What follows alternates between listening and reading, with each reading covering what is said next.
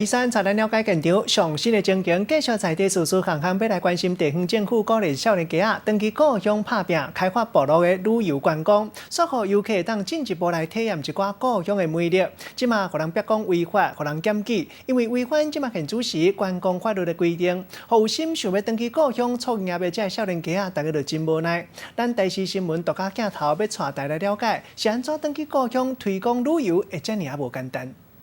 慢慢拉上来，我们葱一定要拿颠倒。都市的人来到田庄的体验漫场啊，也是讲看水牛咧犁田。少年人回乡来定性包装地方的特色，对外来推广，煞意外拢发现讲这是违法的，搁互人检举，这到底是安怎的？不晓得是被谁检举，那观光局就有来函，所以我们就把这个路线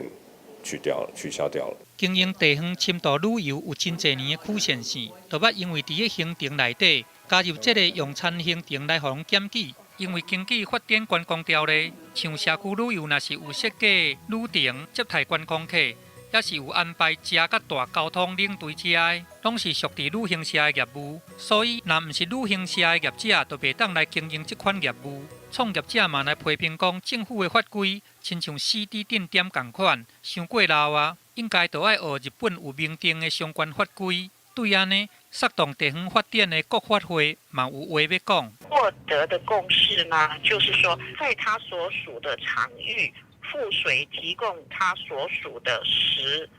宿以及当地的接驳等的体验的活动所需要的，并没有涉及到经营旅行业专属法定的业务。 国发会强调讲，已经和这个交通部来讨论啊，要来开放在地性质有必要的车大和交通规划，不过无打算要来修法。如果是被检举的话，那我们会看个案来认定。其实今年交通部有打算要修法，要把这个倚仗旅行社申请的这个资本额甲对半下，对原本的300万降做150万，理由就是要来鼓励返乡的青年来创业。 不过，卡袂着，就要上100万的资金，这个条件要是伤过悬。在做对的事情，但是却